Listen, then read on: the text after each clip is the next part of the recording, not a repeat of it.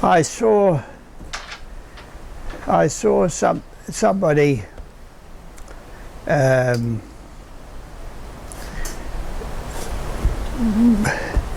levering themselves up from Barbara's bed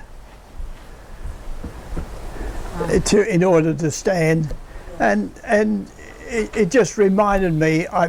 It's not anything new. I've seen it so many times, but I was reminded again of how much the Mandali taught us. Those that we had most contact with, Erich, Adi Senior, Money, Padre, and how they clarified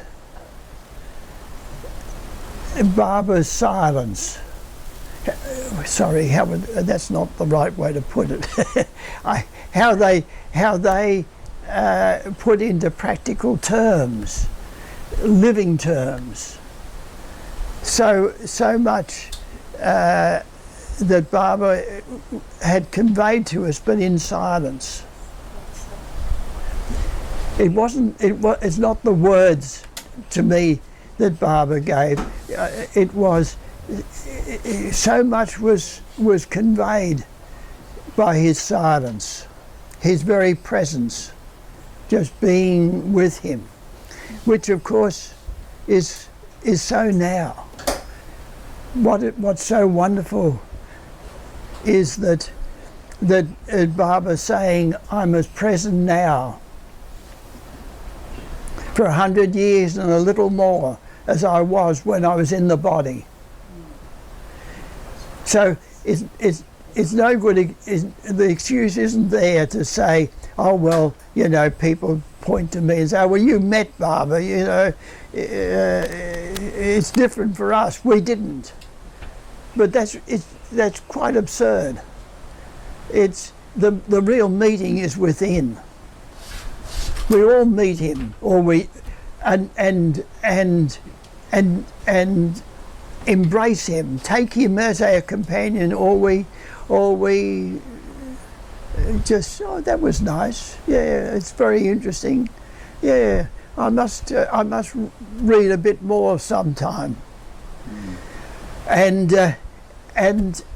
the other, again, I don't know why, but it flashed into my mind way in the beginning. It might have been the first. Anyway, it was early 70s, and Money said at the Samadhi, never step on the threshold, always step over. I know it's accepted now, but in those days it was interesting. What a simple and such a true word for us to giving expression again to what Barbara said to us in those words that he dictated out, and that was, you can't have the world and God. You can't sit on the fence and think, oh well, I'll have a little God and a little world. It just doesn't work. Much as and I'm included in my, I think, no, I can't say about you people, but certainly about me. It's so good to remember these simple truths that the Mandali so often pointed out. Again, like the talk I gave on the night before Silence Day, and I'm quoting Erich, where he says, people say, oh, I tried to love him and I've tried to obey, and well, I'll keep trying, and Erich says, stop trying, just do it. Just do it. And so it was the same with Barbara's bed or Barbara's chair. Yes, there was a notice. There used to be a notice with the chair that was in the lagoon cabin. Don't lean heavily on it. It's fragile. That's not the point. the point is that he is in that chair. That's where he is. He is everywhere, but he is particularly, his presence, the form is there. Not the form, how would I say? Bill Oddie used to say, I know God is everywhere, but I want to know where is the place from which I can get God. Yes, yes, right, exactly. And okay, that reminds me of one of my favourite stories that I remember from way back in the 70s. I remember, you know, it meant a great deal to me then. An English girl, young girl, the impression, I saw her subsequently, she might have been in her middle 20s, tall, and she was a housekeeper, you could say, for a barber couple in Spain. Mm-hmm. And they were, as I said, they were barber lovers, and of course they told her about barber, but it didn't really mean that much to her. What she was interested in was meditation, and so she'd arranged to go to the south of India on her holidays to a meditation class, or you know, a gathering, and the couple, the barber couple, said, well, you know, look, seeing you're going, you've got to land in Bombay, then travel down south. Look, if you wouldn't mind, just go to this place of Mayor Barber's, and his disciples are there. They may have said Mundley. Why just go there and give them our love and our greetings. And she said, because she was very fond of the pair, that although she worked for them, she had become very fond of them, and so she said, yes, of course, I'll do that. So she duly travelled to Maharazad, and in the process of getting to India and travelling, probably in a taxi, and because of lack of money, she developed a hoarse throat, a bad throat, and she wasn't able to actually to speak comfortably at all. She gets there, and it happens to be a Monday, a day when the Mundley are away. They've all gone to the office, which they did. But Alabar was there, and so he greets her, and she looks around, and he just naturally assumes that she's come for darshan. She's come to go into Mundley Hall and be with Barber. And at the same time, he sort of becomes aware that she's obviously new, because she was hesitant and not saying anything. So, but he takes her in. Come, he says, you know, Alabar, for those sort of,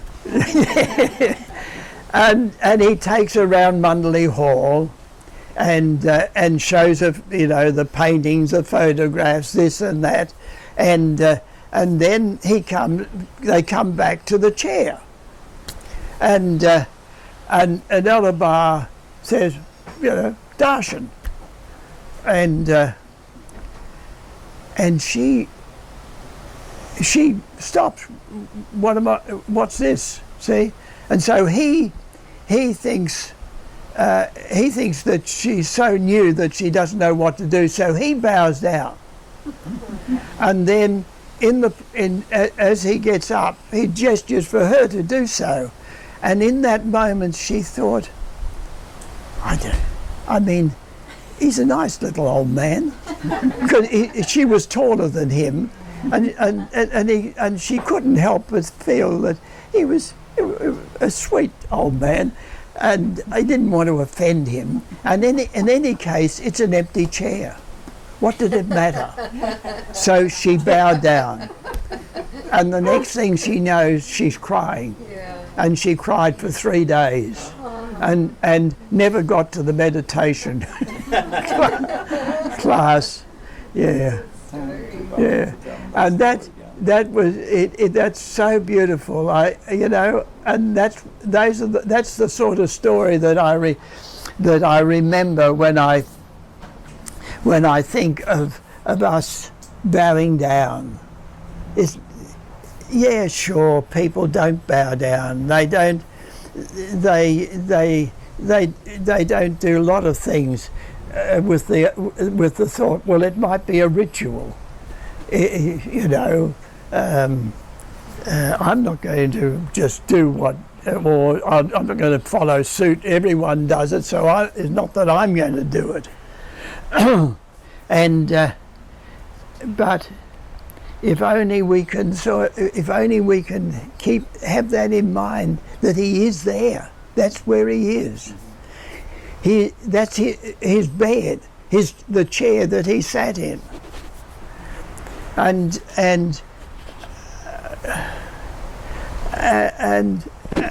if only we can bow down. And I'm saying myself, I try to remember. Baba did tell me once to go down to his feet.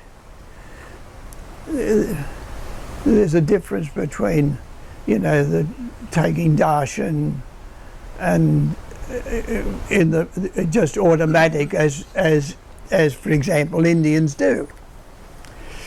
Always see. They know the value of bowing down, of offering themselves, but there was that occasion when Baba pointed down. I'll break off for a moment and tell the story because it's very sweet. I'd had a great deal of trouble. Baba directed that I was to see to Baba's. To the Baba lovers coming to India. I was responsible for getting them there, organising it. 62. In 62, East-West gathering. And we had a great deal of trouble getting them all on the ship and there in time for the East-West gathering and then coming back. Myself and four of us went by air. And I was there in in Bombay awaiting the arrival of the people on the ship that was going to come to Colombo. There were 27 of them, or something like that, 25, I've forgotten now, but about 25. And they were all going to Colombo and then getting on a plane, which we'd booked, an Air India flight into Bombay, which would then get them all there in time for the beginning of the East-West gathering. Well, what happened? The Chinese invaded India, if you remember from your reading. In 62, China invaded the north of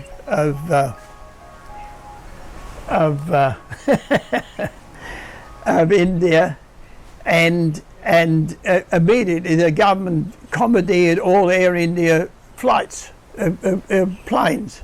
So there they were stranded in Colombo, Bombay, Ceylon, or Sri Lanka.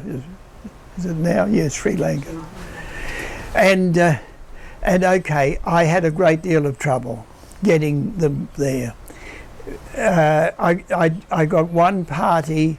I stayed awake the first night, as it happened, because the other three, we got in late in the plane. It was by the time we got to the hotel where we stayed, it was something like 3 a.m. So I stayed awake to get the other three off on the early morning train to Puna, where the East-West gathering was held.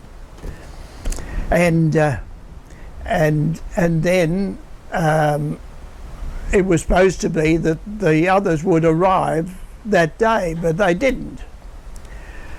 But we managed, and of course I was in contact with Erich at Guru Prasad, telling them that they're stranded in Colombo, and we're having great difficulty getting them onto some other plane in time for the gathering.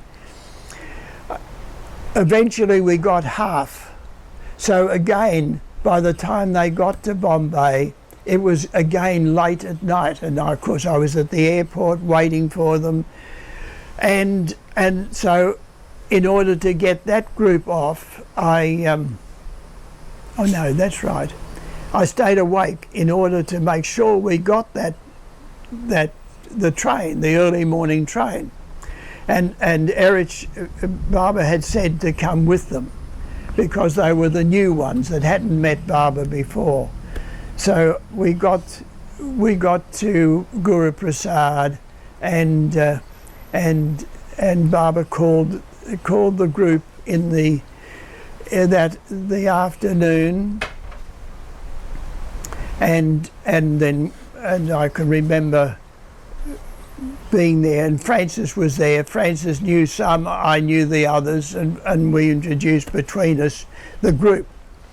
And then Baba sent me back to collect the others that were on the ship.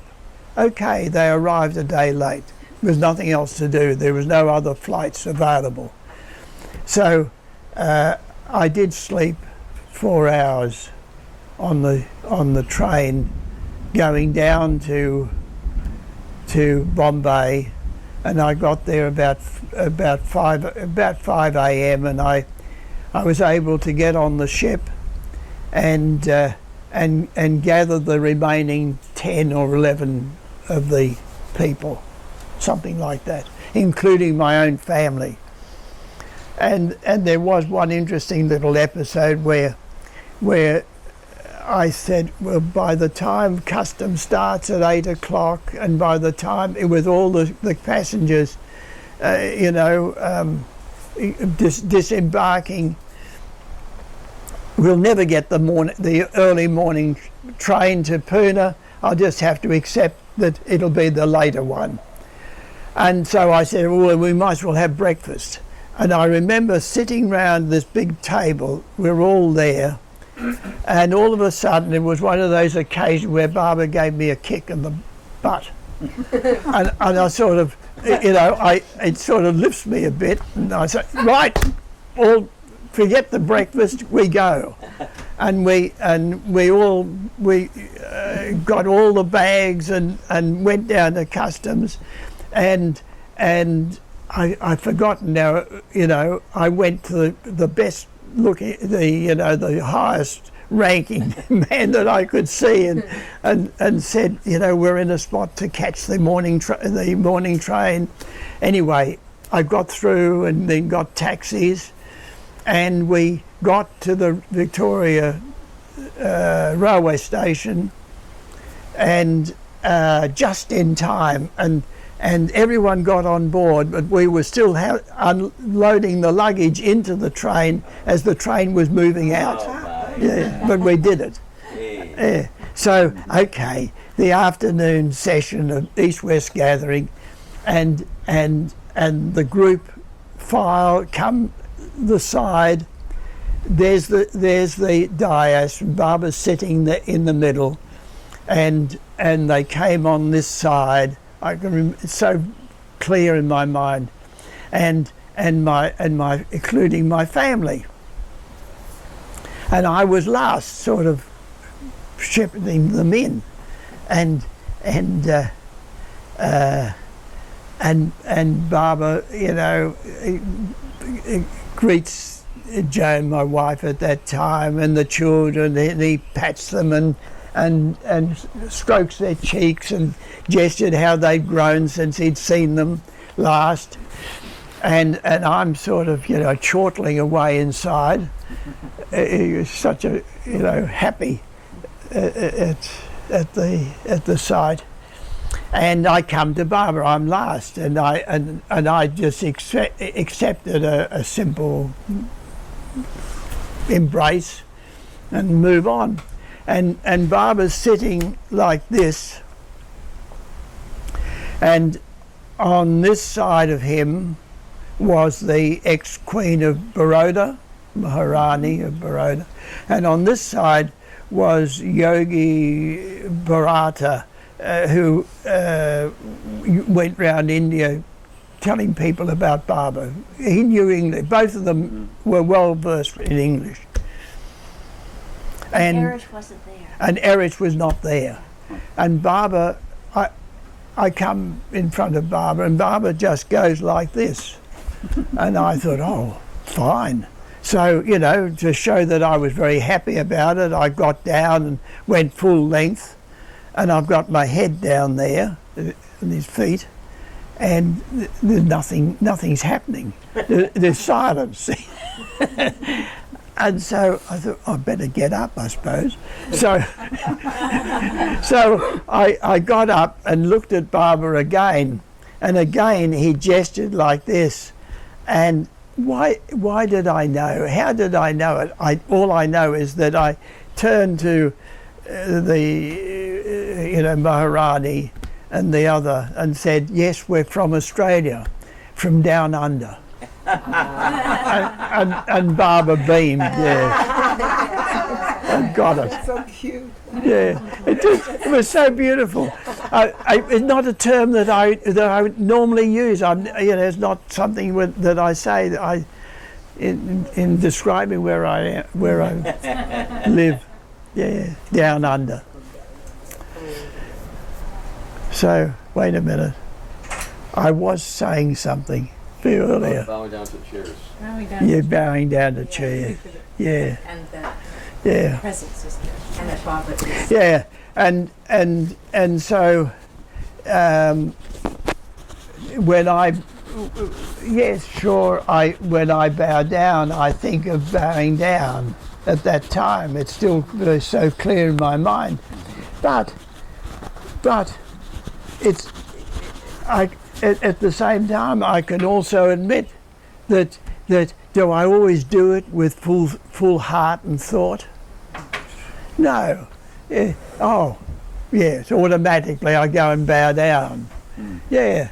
And so of course it can so easily become a ritual, something which, oh yes, you know, automatically you come into Barbara's bedroom and you go to the bed and bow down.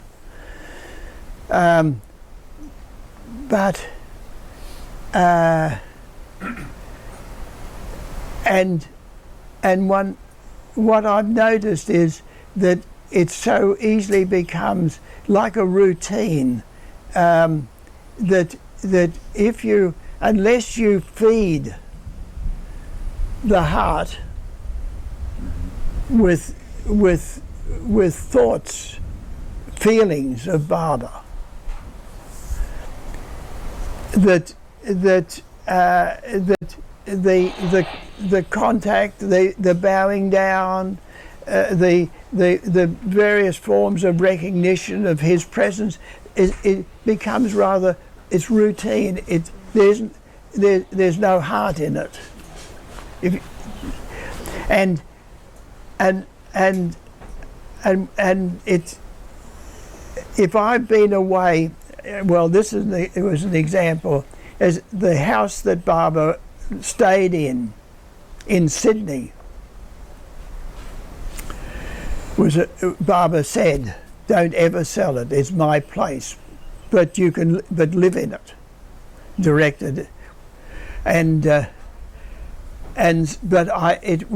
It happened on this occasion where we hadn't been down to Sydney for, I think it was 3 years. And I took the opportunity of staying 3 or 4 days in Mayer House, the house that Barbara had been in, and man, was his presence so strong. It's incredible how I was so happy to be there again. The heart, as it were, gave life to my being there, and Baba was so strong. His presence was so strong, and I was reminded so forcefully of Baba saying, "Do whatever you like. Nothing will ever destroy my presence there in that house." Yeah, the house that it was interesting. He was at home there. He was so natural. I know I won't go into it, but particularly a lunch we had, there were only the Baba, the 4 men Mundley, and 4 us men Baba lovers, Francis, myself, and 2 others, and we were all crowded into this 9-foot by 9 kitchen, and I cooked fish with Baba's direction, fish. Cut a slice of bread, and Baba would cut off a hunk of cheese from a big quart of a ball of cheese and hand it to each one, the plate. And I mean it and Baba said, you know, how he felt at home there in the house that Francis and I had built. And when he said that, which was very sweet, but it was, of course, it was Francis that did the building. I just helped, and a bit of finance. Yeah. Anyway, that often reminds me of don't just go in thinking, oh yes, well I better bow down, or I better take darshan, and then I've sort of done my obligation. Do it because he is there. This is the opportunity we have, because it's as I said, he is so much with us now. It reminds me how Baba went to so many shrines of masters in India, renewing their presence, or his presence there, because it gets sullied with the innumerable people all going there with their longings, their quests, and can I have a better job, oh God? Can I have a strong son to do the farm work, and so forth. And so, isn't it wonderful how Baba went round all those places that is so important in India, renewing his presence there.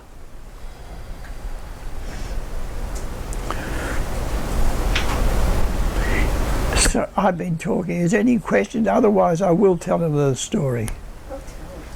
Tell more stories, please. Yes. But any questions are good. But are there any questions? But yeah. Well, I mean, I'm lately thinking about the quote where Baba talks about how he's equally approachable through this ism and that ism and so forth and so on, and directly through no ism at all. And just thinking about what that means, especially in relation to the things that Baba has told us, that, you know, and that you started out talking about, that he said in this Advent, you know, it's as if his presence is as strong, or stronger than as if he were in the body. Yeah. And so that we can, you know, access that. I mean, it just feels like he is. Yes, well, present. that is true. What I find very helpful myself in terms of coping with the variety of people that one encounters, including Barber lovers. I mean, we all there's quite a variety, and what always helps me is to be aware, to constantly remember that he is within each one, and each one also has their own path to him. It's just in the same way that we have to, each one of us has to find their own truth, and their own truth, of course, includes the particular course of actions they take in life. And in a broad sense, it can be that they get attached to, Hinduism, for example, and there's no question that there were many strong Barber lovers who were Hindus and who still held to their Hindu practices and how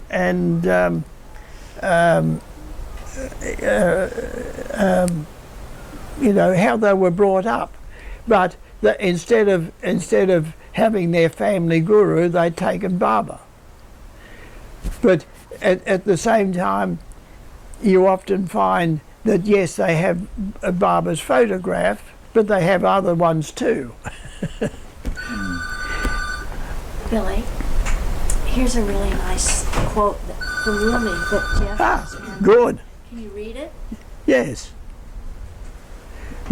This is from Rumi. The roads are different, but the goal is one. When people reach the goal, all who yelled at each other along the road, "You're wrong," or "You're a blasphemer," forget All different. all differences there. Everyone drinks from the same keg of wine and laughs out loud. Yeah. Doesn't Rumi put it in a nutshell? Thanks, Yeah. Jeff. That's very... Right. How handy Jeff is. Yeah. Yeah, anyway, that's what I personally find so helpful, is to always remember that Barbara's within each one, and each one has their own path. And it's not for me to say, because that's what I found. I've had to remind myself of this, because sometimes I see people, instead of, from my point of view, raking the paths, sitting and meditating. And I think, why aren't they out there doing something? See? And this is, it's so easy to think that our particular way is the right way. This is what everyone should do. And in the same way, okay, at the present moment there's a certain amount of controversy between Sufism reoriented, and well, I don't know what we call ourselves, Barber people. Yeah. Anyway, we're all Barber people. Unreoriented, yeah. There's no.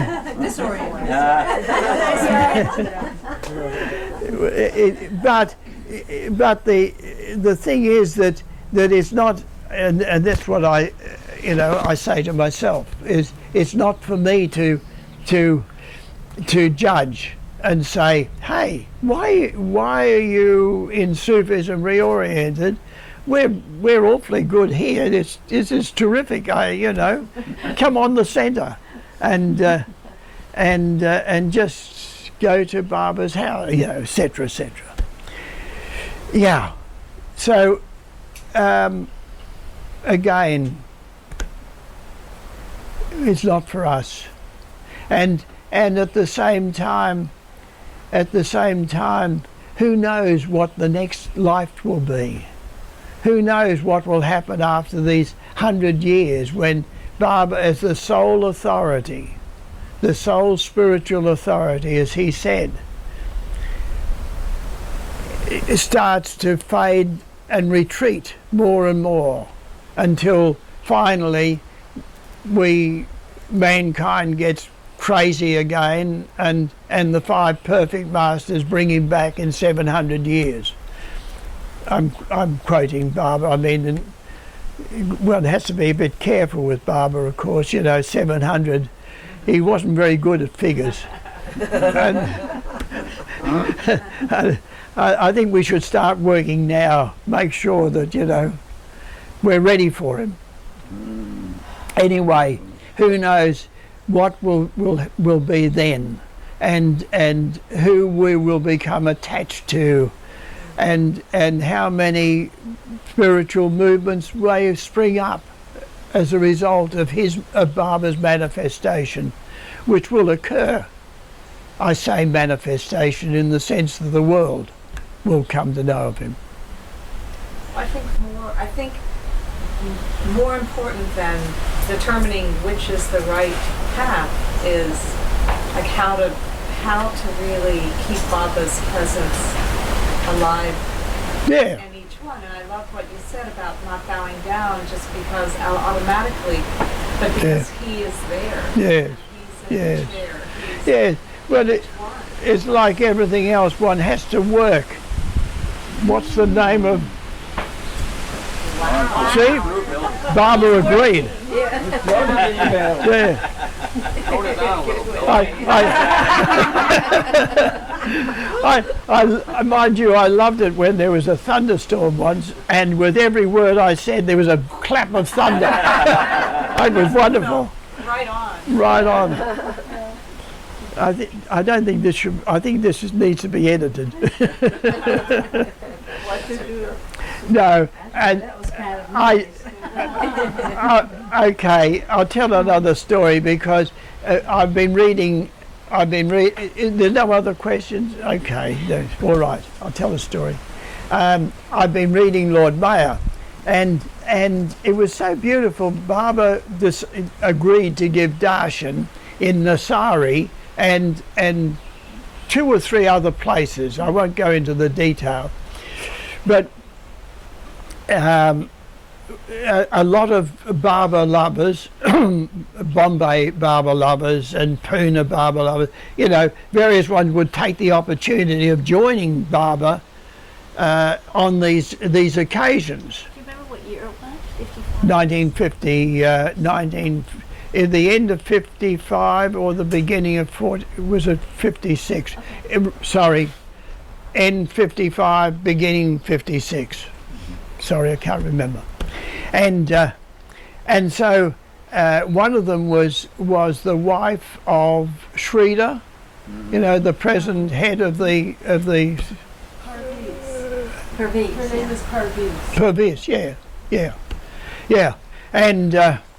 and she was there, and okay, so but what really brought it to mind was there were so many beautiful occasions in reading Lord Mayor, going through.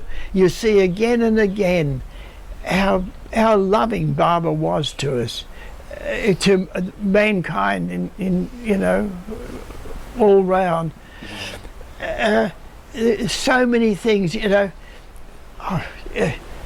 small and large. The small is like he suddenly gets off the train at a wayside station. There's nothing there, but there's a pathetic couple, father and mother, and a couple of children, and they're huddled there, and the wife is not well, and they're obviously starving, and Baba gets off. and directs that medicine be obtained for the wife, and then he puts them on the train with him and takes them to the next nearest big city, where, as the man said, I'll be able to get work here, Barbara. They didn't know Barbara, and Barbara was incognito. I mean, I'm saying Barbara, but he didn't know. And okay, why did he just got off the train at that point? Then on this occasion, there's a darshan program, not in Nasari, but in one of the other cities that he went to, and there were 5,000 people or more. 10,000 came, and Baba gave darshan and distributed prasad as much as possible. And then afterwards he stopped at a certain point, and then as it were, on the pretext of sort of going for a walk, he set off walking through this city, and he goes down, zigzag down little narrow lanes and pathways, and came to the poorest area of the city, where the labourers worked that were in the tobacco factory. It was a tobacco growing area, and there was a factory there, and these people were working, and because of their poverty, they weren't able to go to the darshan program during the day. They were working, and Baba went there and walked round the streets, the houses, and went into huts, and I found that so beautiful that he remembered those people. They wanted to have the darshan, weren't able to do it. And so, I think it was on this occasion, in this place anyway, doesn't matter, but the darshan program was in a big hall, and there were these thousands, hundreds, and others waiting outside. The hall was packed, and people were coming to Baba, and Purvis was seated just near Baba, as it happened. And Baba suddenly beckoned Pendu to him, and through gestures told Pendu to go to somebody in the far corner of the hall and bring him to me. And so Pendu just went off, it disappeared into the crowd, and after a short time brings back a man absolutely so moved, so staggered, that he was being brought to Baba, and it turned out that he was at school with Baba, and he was he was holding back. He hadn't come to Baba, and Baba, said, "Why didn't you come to see me?" I mean, sort of so natural and loving,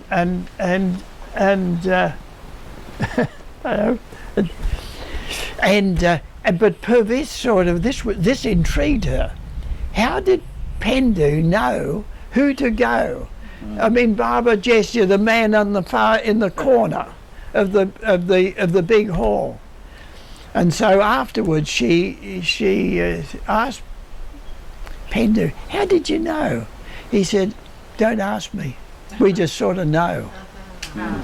Yeah, isn't it interesting? Yeah, it's like Bidel, the incredible man smelling out musts. He just smelt them.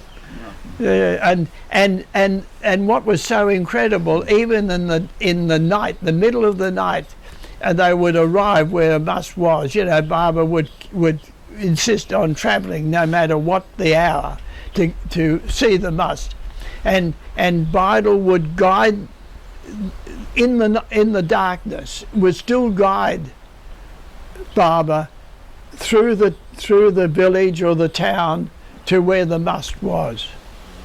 How did he, you know, what an incredible memory. Yeah. Wow. And so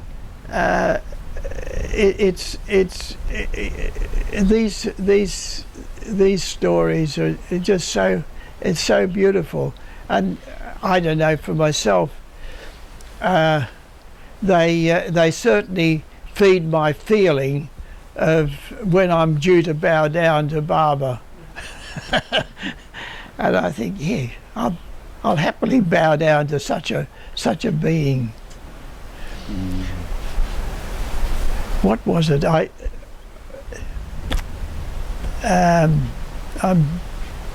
was something about. Oh, I know.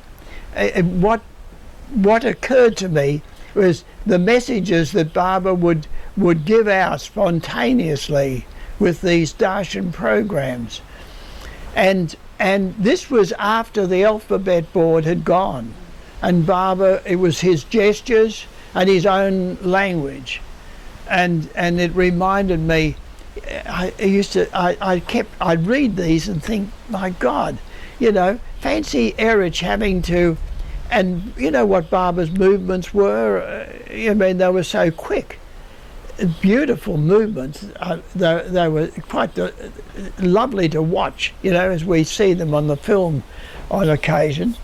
But to follow that, and it reminded me how Erich said that it was Barbara's patience in repeating until Erich got the message.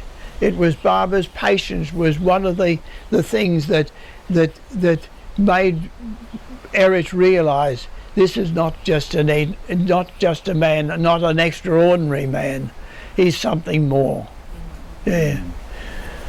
And yet, of course, I think I'm quite sure. You know, when you happen to read that a fifth and sixth plane must or saint refers to Erich as an elder brother, that you realise how Erich must have been veiled, covered, that his statue was covered by, in order to carry out the work that he had with Barbara, and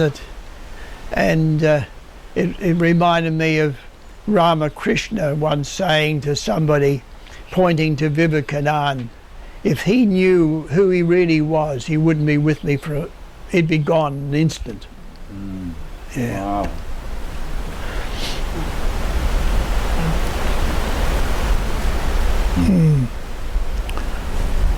Well, think of a subject. Could you tell another Erich story? Another Erich story.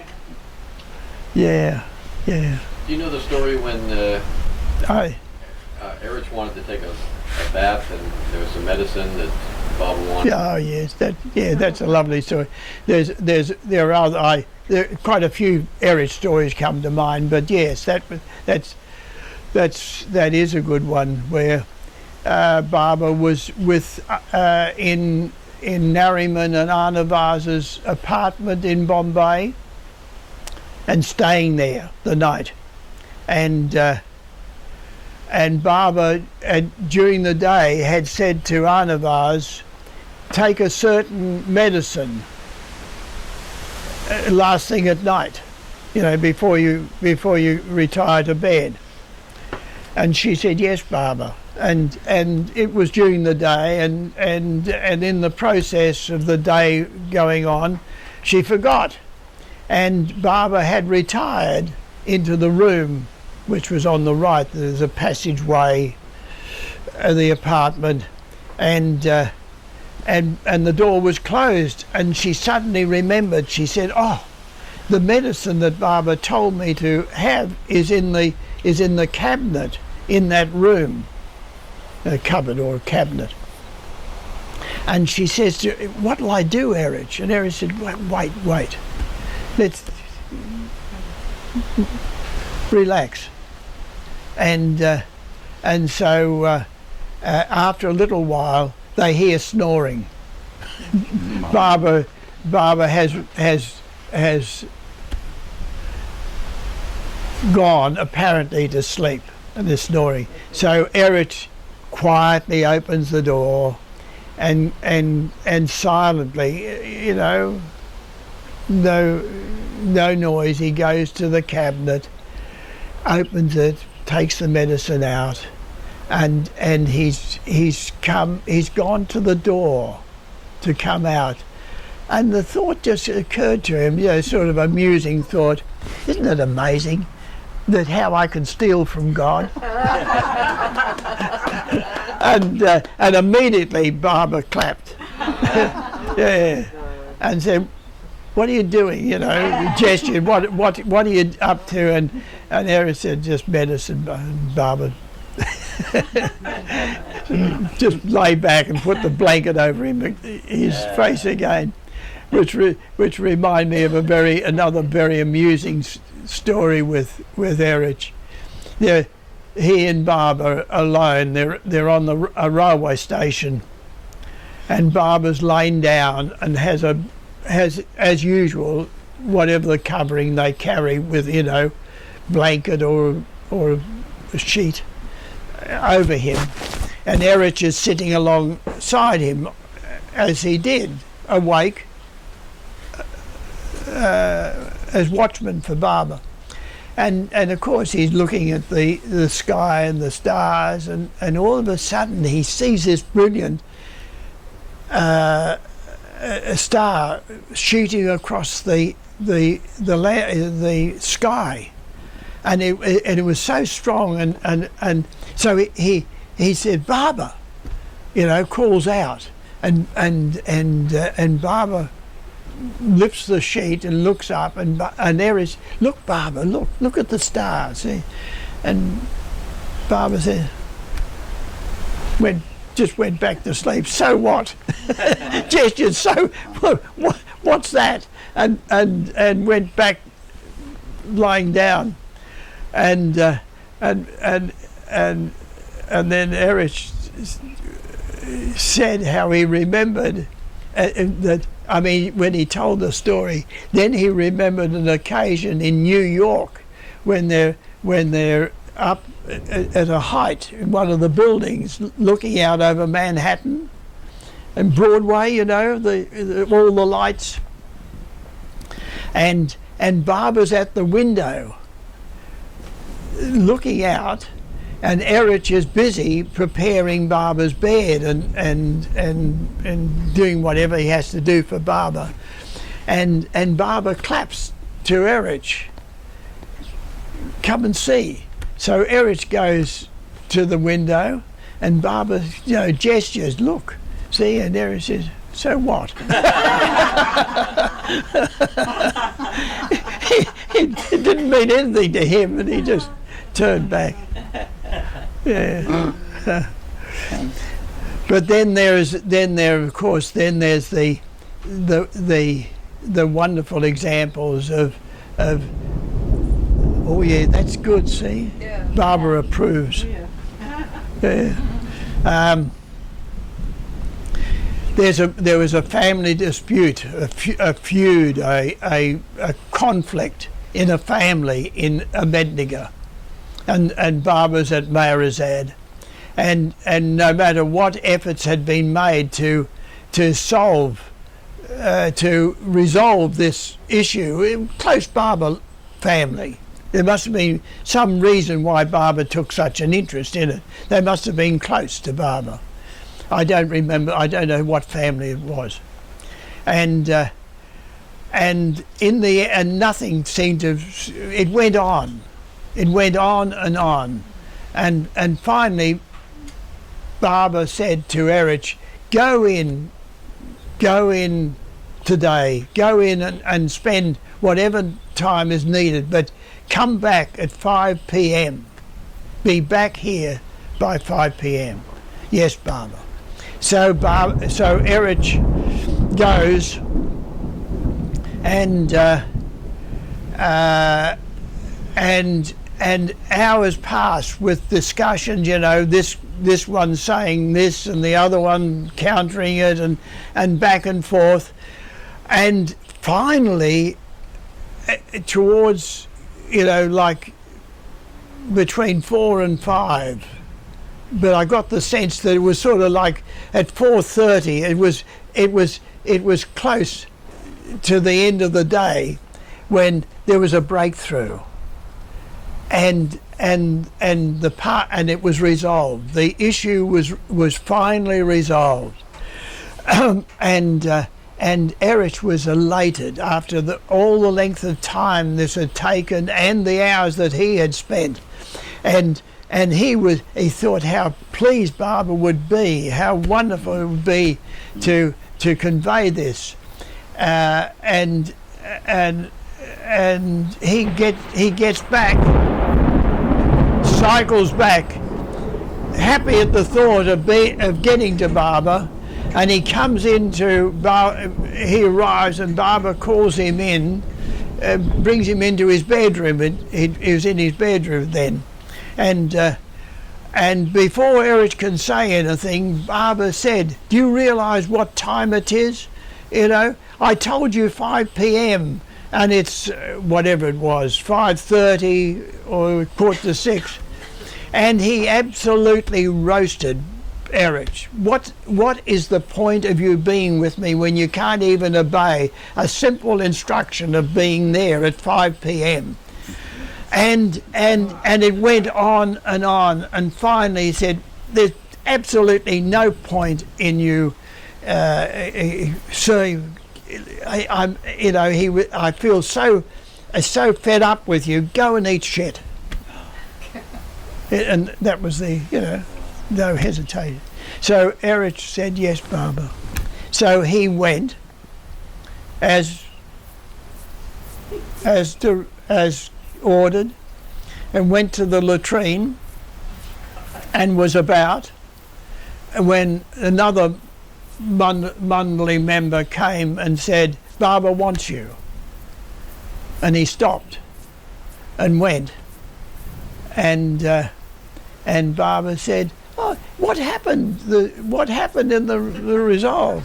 And Erich realised afterwards that he had lost all self-pride or self-involvement. Do you follow what I mean? Mm-hmm. That in that, taking credit, taking any form of credit whatsoever. Mm. Yeah. Mm-hmm. And that was it always stays. It stays in my mind that, you know, that we think we do things, or we think it's so easy to take pride in the fact that, gee, you know, I told a Barbara story and the audience listened to it, you know. There was even thunder. But it's Barbara. That he is the only existent one. Does it work the other way? When you think you're really mucked up, is that Barbara mucking up? Ah, yeah. Well, the mind gets in the way. You know, you want to serve Barbara, and then the mind said, "Yeah, well, I think I should do it this way," or instead of doing what is in front, taking Barbara's name and setting forth step by step, trusting that he will reveal what should be done. But we too often I'm saying, you know, again, I'm sorry, I'm just referring to myself. The mind takes over and says, yes, but I don't really want to. I'd like it so that it looks okay to other people, we'll say. You know, I mean, there's always motives behind the mind's counsel to do it this way or that. And again, one needs to again go into whatever one is trying to do. Hopefully that one is living for Baba, that you take his name and reflect on what is the heart saying, as it were, and instead of the mind. The mind, of course, as you all know, it's meant to be the instrument of the heart to carry out what the heart dictates. And I know so often, again, the heart can have a good impulse. Something tells me that I should do such and such for somebody, and then the mind says, but hey, they weren't very nice to you, or way back, or well, all right, perhaps I'll do half. Okay, I mean, you can play at it anyway. What's the time? You've got a minute. You got a minute. You got a whole minute. A whole minute. Again, is there any question? How did you make it rain? Yeah, that's a good question. Baba decided. Yeah, I don't know whether rain was predicted, was it? First, later tonight. Later tonight. Yeah. What Muhammad used to say, he used to dance in Monday Hall, and used to dance in Monday Hall and saying, "It's marriage to God, marriage to God." Dada has married to God. Married to God. Yeah. That was reminded with Muhammad. I love the little stories that you come across where Muhammad kept pestering about that he wants to see his wife. Mm-hmm. When bring Dada, I want my wife. And so in the end, to solve this persistent cry, Baba got one of the old servants, bulky and doddering, to dress, to come with to appear in front of Muhammad, and Muhammad took one look and said, no, oh no, that's right. Baba prepared Muhammad by saying, "Oh, look, I'm going to bring your wife, but she hasn't been well. Yeah, she hasn't been well. So this mock wife appears in front of Muhammad. Muhammad says, "Oh, Baba, yes, give her medicine. Take her, give her medicine." The little games that Baba played to placate Muhammad and keep him happy. Steve Klein told the story that he was one of his first trips to Mehrabad. He was going. They were giving him a tour, and they were about to say, "Oh, we're going to go around the back here. We're going to see Muhammad the Mosque." And Steve started thinking, "Wow, he's a fifth plane. Yeah. He probably knows what I'm thinking." He was worried about this, and they come around, and Muhammad was on the other side of the porch, and he was talking to the Bai, and she was saying something, and then the Bai says, "Muhammad wants to tell you people that he doesn't know what you're thinking."